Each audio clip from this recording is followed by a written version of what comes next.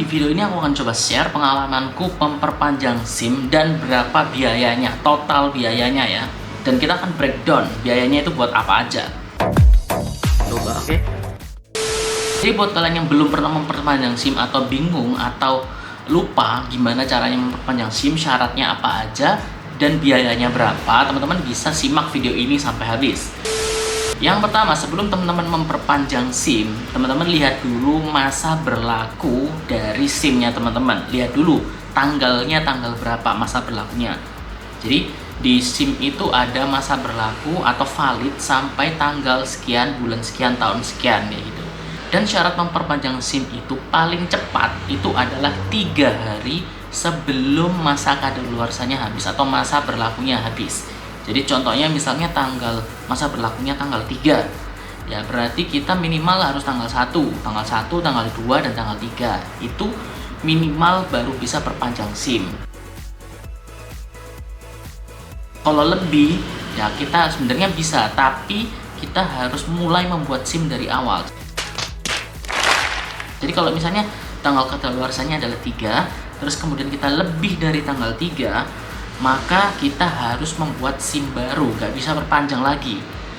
Karena waktu aku perpanjang SIM kemarin, itu ada orang yang lewat 40 hari dari tanggal masa berlakunya.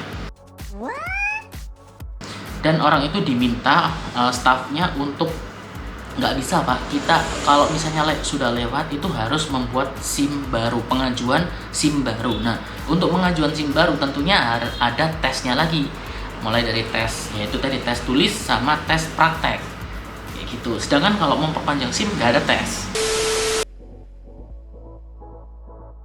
Nah, setelah itu sudah dicek, baru siapkan, kalau bisa dari rumah, siapkan yang pertama fotokopi KTP dan SIM, ya fotokopi KTP dan SIM itu minimal 3. Jujur, gue nggak tahu kenapa masih ada fotokopi ya, padahal kan ya kita tahu sendiri kalau KTP kita udah elektronik gitu. Tapi ya memang persyaratannya seperti itu, jadi ya ikutin aja gitu kan.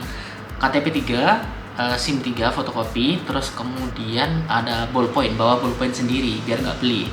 Nah, pada waktu aku dulu itu ternyata aku belum fotokopi SIM dan juga aku nggak bawa ballpoint. Jadi pada waktu ke sana ya harus fotokopi, dan ya fotokopinya berbayar gitu. Makanya kalau misalnya kalian bisa bawa dari rumah biar nanti nggak bayar, nggak kejadian kayak aku gitu. Nah, setelah mempersiapkan semuanya, kalian bisa datang ke Polresnya dulu di bagian Satuan Lalu Lintas ya, Satlantas, untuk tanya-tanya ya, atau kalian bisa langsung ke bagian tes kesehatan ya.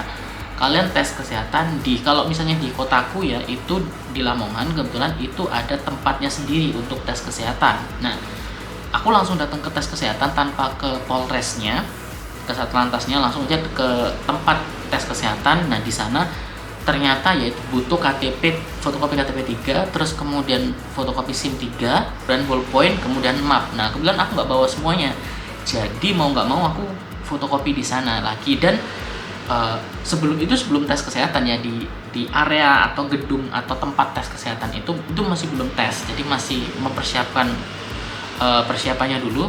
Itu aku habis 15.000 untuk fotokopi SIM dan KTP, kemudian map dan juga ballpoint. Padahal sebenarnya harusnya nggak segitu sih biayanya, tapi ya anggap aja kayak di tempat wisata lah. Minuman yang kecil, minuman yang harganya 3.000 jadi 5.000 ya, kayak di tempat wisata lah. Ya lebih mahal dari biasanya. Makanya aku saranin bawa dari rumah biar di tempat nggak perlu nggak perlu fotokopi, nggak perlu beli alat macam-macam gitu kan. Langsung masuk ke tes kesehatannya. Di tes kesehatan nanti kita akan pertama yang tentu saja ditanyain data diri ya, nama, alamat dan sebagainya. Kita bisa serahin KTP buat petugasnya buat ngisi, kemudian ditanyain golongan darah juga kalau tahu, ukur tinggi badan, berat badan, terus kemudian dites. Untuk tes kesehatannya itu pertama ditanyain ya, kita punya riwayat penyakit atau enggak, ada ini dokter atau enggak, riwayat medisnya lah, kita pernah punya penyakit apa.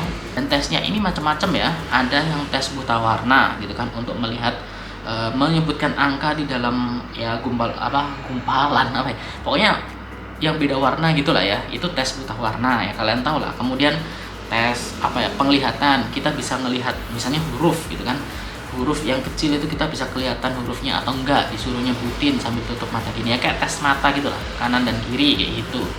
Dan beberapa tes kesehatan lainnya yang berhubungan dengan mengemudi.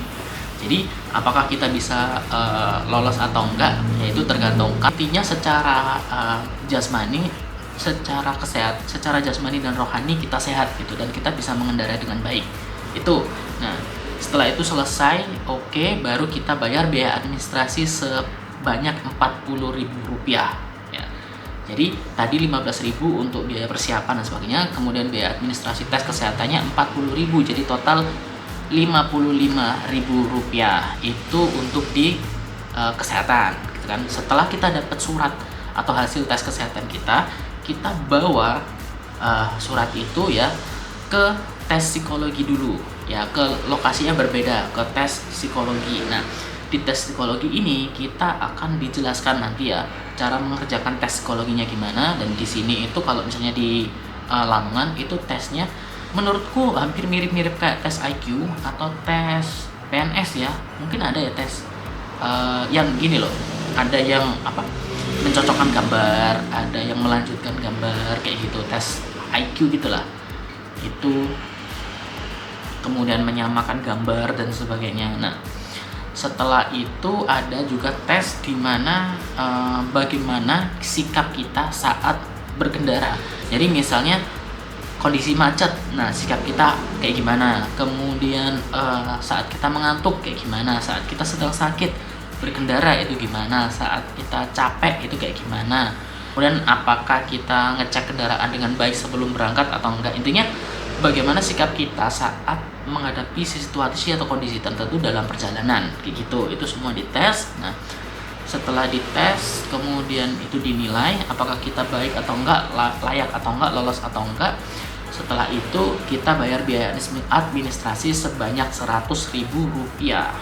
Jadi total udah berapa tadi? Rp55.000 di tes kesehatan, tes psikologinya Rp100.000. Jadi kita sudah habis Rp155.000. Itu belum masuk ke Polresnya ya. Kita masuk ke Polresnya ya di bagian Satuan Lalu Lintas atau Satlantas. Nah, di sana kita masuk aja kita tanya gitu kan.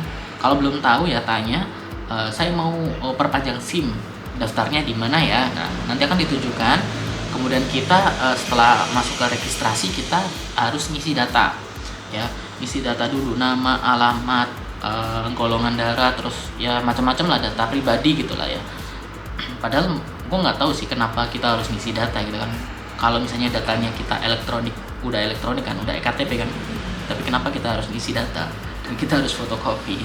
Ya gue nggak tahu, tapi prosedurnya masih seperti itu. Nah, setelah kita ngisi data dan sebagainya, kemudian nanti ditanya-tanya data yang kurang lengkap. Setelah datanya sudah lengkap, sudah oke, baru kita diminta untuk ke bagian pembayaran. Dan kita membayar di bagian pembayaran itu sebesar Rp80.000. Oke.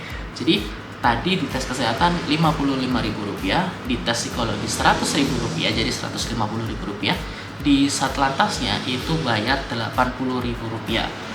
Itu berarti totalnya Rp235.000. Oke. Nah, setelah bayar itu kita diminta menunggu untuk antri proses foto ya. Jadi kita foto langsung. Setelah itu kita foto untuk SIM-nya gitu kan. Setelah foto nanti ada tanda tangan, kemudian cap jari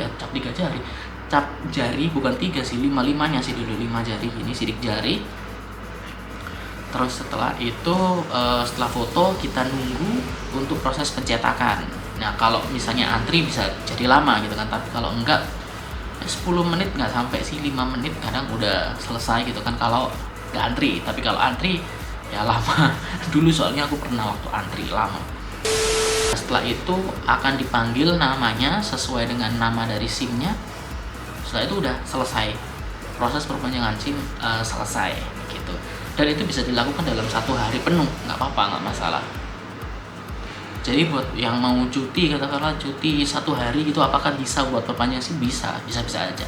Tapi kalau SIM-nya lewat, nggak bisa ya, karena harus tes lagi kan, ada tes tulis, tes praktek. Oke teman-teman, itu saja yang bisa aku share tentang proses gimana cara perpanjangan SIM, dan ini aku share pengalamanku untuk perpanjangan SIM di kota Lamongan ya. Kalau mungkin di daerah teman-teman mungkin bisa berbeda gitu kan untuk prosesnya dan sebagainya, tapi menurutku sih ya mirip-mirip lah intinya.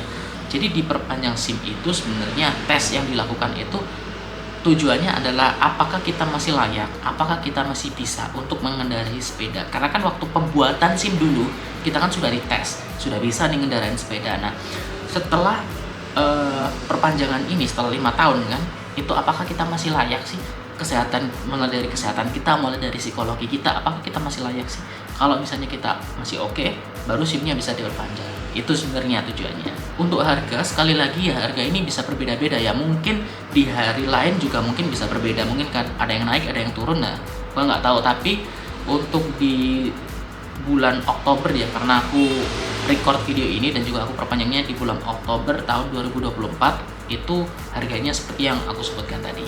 Oke teman-teman, semoga informasi tadi bisa membantu. Jangan lupa untuk klik tombol like dan subscribe channel ini dan nyalakan notifikasinya. Sampai jumpa di video selanjutnya. Dadah.